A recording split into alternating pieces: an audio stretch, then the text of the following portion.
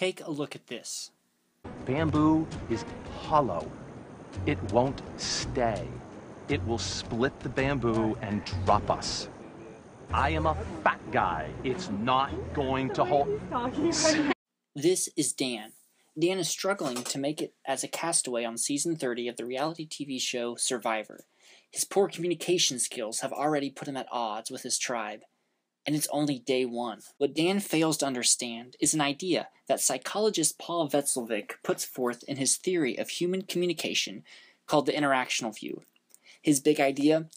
Every communication has both a content and a relationship aspect. In other words, two sides, one coin.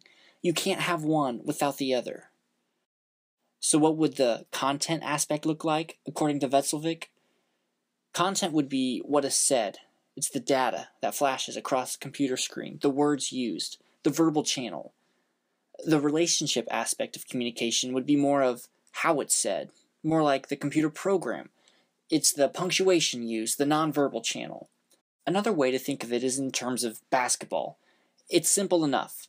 The ultimate goal is to score, but how you get there involves two parts, the ball and the play.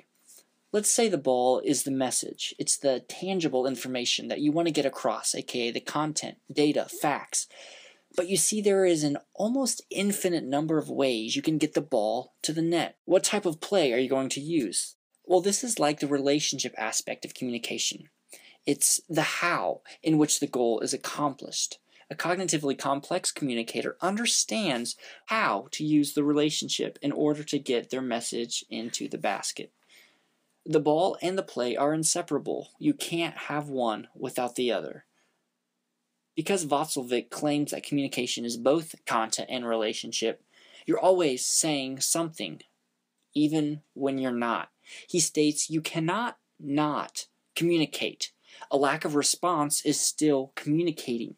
We are always communicating. In fact, Dan tried this. Watch how he tried to recover after messing up his first communication exchange. I think that's way too high. Dan, what do you think? You look like you're thinking. No, I'm not. Make a decision. You keep. No. I'm the only one that wants it up there, so let's move it down. Now you're changing your mind. First you said lower it. Come on, don't be wishy-washy. That's fine. I agree. I agree with her. I think it should be lower. I do. Well, then say that. I think it's. Let's get them Because every lower. time I say something, I get yelled at. Now I don't say something, I'm still getting a hard time. No. What advice can we give him? First, he needs to understand that all communication has a content and a relationship aspect.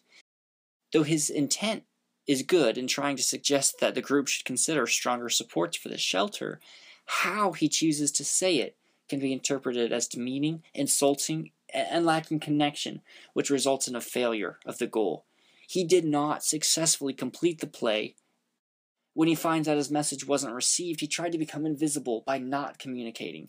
But he finds the same thing that Watzalwick found. One cannot not communicate. By increasing your understanding, you can become a better communicator overnight. And in the case of Dan, hopefully that's not the only thing that's going to change.